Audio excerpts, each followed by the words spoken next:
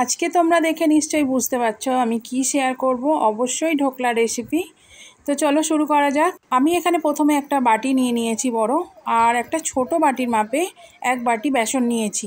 আর এই বেসনটাকে আমি খুব ভালো করে চেলে নেব, যাতে এতে দানা দানা ভাবটা না থাকে, কারণ দানা দানা ভাব থাকলে ঢোকলাটা খুব ভালো স্পঞ্জি হয় না। তো এখানে বেসনটা তো রেডি হয়ে গেছে। এবারে আমি যে বাটি মেপে বেসন নিয়েছিলাম সেই বাটির মাপেই এক বাটি টক দই নিয়ে নিয়েছি, এর মধ্যে ঢেলে দিচ্ছি। এই টক দইটাকে আমি আগে ভালো করে মিশিয়ে নেব। শুধু টক দইতে হবে না, তো আমাদের এখানে খানিকটা জলও লাগবে। যে বাটির পরিমাণে আমি বেসন আর টক দই নিয়েছি সেই বাটিরই এক বাটির একটু কম আমি এখানে জল ব্যবহার করছি। এবার এটাকে আমি খুব ভালো করে ফেটিয়ে নেব। এই ফেটানোটা যত ভালো হবে আমাদের ঢোকলাটা ততই স্পঞ্জি হবে। তো দেখো আমি এখানে প্রায় 5 থেকে 7 মিনিট মতো ভালো মতো ফেটিয়ে নিয়েছি। আর তারপরে এর মধ্যে আমি সামান্য পরিমাণে একটু নুন আর একটুখানি হলুদ গুঁড়ো দিচ্ছি, যাতে ঢোকলার কালারটা খুব ভালো আসে। আর এটাকেও কিন্তু খুব ভালো করে ফেটিয়ে এর মধ্যে মিক্সড করে দিতে হবে। আর এই ব্যাটারটাকে আমি প্রায় 1 ঘন্টা চাপা দিয়ে রেখে দেবো। তারপর আমি এটাকে ব্যবহার করব। তো 1 ঘন্টা প্রায় হয়ে গেছে। আর তারপর দেখো ব্যাটারটা আমাদের এইরকমই হয়েছে, কত সুন্দর দেখতে লাগছে। আমি কড়ায় জল গরম করতে বসিয়ে দিয়েছি, জল ফুটতে শুরু করেছে। এবার এর মধ্যে আমি 1 প্যাকেট ইনো ইউজ করব। ইনোটা এই জন্যেই ইউজ করা হয় যাতে ঢোকলার স্পঞ্জি ভাবটা খুব সুন্দর আসে। এমনিতে এটা যেহেতু 1 ঘন্টা আমি রেখেছিলাম, তাতেও অনেকটা এফেক্ট হয়। আর ইনোটা দেওয়ার পরে কিন্তু খুব বেশি নাড়ানাড়ি করা যায় না, জাস্ট অল্প একটু নেড়ে নিয়ে এটাকে ভাপাতে বসিয়ে দিতে হবে।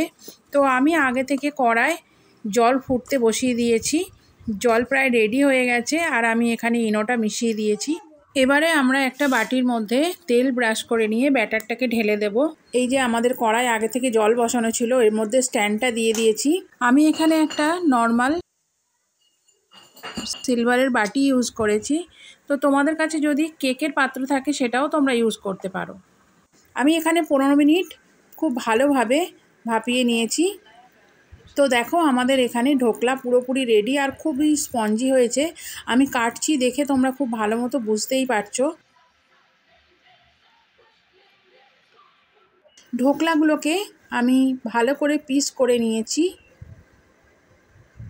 আর এত সুন্দর হয়েছিল, এত স্পঞ্জি হয়েছিল। খুব অল্প পরিমাণ বেসন দিয়ে যে এতগুলো স্পঞ্জি ঢোকলা হয় সেটা না দেখলে বিশ্বাস করাই যায় না। তো তোমরা দেখেই বুঝতে পারছো কতটা সফট হয়েছে এবং কত সুন্দর হয়েছে ঢোকলাগুলো। ফোড়নটা দেব, তো তার জন্য কড়াই আমি বেশ খানিকটা পরিমাণে সাদা তেল দিয়েছি।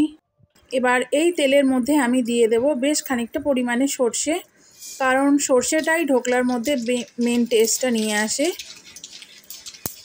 তো এই সর্ষেগুলো যখনই আস্তে আস্তে ফাটতে শুরু করবে, তার মধ্যে আমি দিয়ে দেব 2টো চেরা কাঁচা লঙ্কা। কাঁচা লঙ্কাগুলোকেও হালকা ভাজা ভাজা করে নেব। তারপর আমি এর মধ্যে দিয়ে দেব বেশ অনেকটা পরিমাণে কারি পাতা। কারি পাতাগুলোকেও খুব ভালো করে আমি ভেজে নেব। এখানে ওর মধ্যে দিয়ে দেব বেশ খানিকটা পরিমাণে জল। অনেকে জল না দিয়েও এই তেলটাকে কড়া থেকে তুলে নিয়ে ডাইরেক্ট ইউজ করে, কিন্তু আমি একটু জল দিয়ে দিচ্ছি যাতে ঢোকলাগুলো আরও সফট আর স্পঞ্জি হয়। তো দেখো এখানে আমাদের জলটা ফুটতে শুরু করেছে। এর মধ্যে সামান্য পরিমাণে একটু নুন দিয়ে দিয়েছি আর একটু চিনি। নুন প্রথমে আমি দিয়েছিলাম তাই অল্প করে দিয়েছি। ঢোকলাগুলোকে আমি প্লেটের মধ্যে সাজিয়ে রেখেছি। এবার এই ফোড়নের জলটাকে আমি ওপর থেকে খুব সুন্দর করে দিয়ে দেব, যাতে প্রত্যেকটা ঢোকলার মধ্যেই এই জলটা, ফোড়নের জলটা খুব ভালোভাবে যায় আর টেস্টটা খুব সুন্দর আসে। তো আমার এই রেসিপিটা যদি তোমাদের ভালো লেগে থাকে তাহলে অবশ্যই আমার চ্যানেলটাকে একটু সাবস্ক্রাইব করে দিও। আর যদি ফেসবুক থেকে দেখে থাকো তাহলে অবশ্যই পেজটাকে ফলো করে দিও।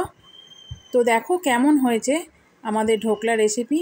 যদি ভালো লেগে থাকে তাহলে তোমরা অবশ্যই বাড়িতে ট্রাই করে দেখো।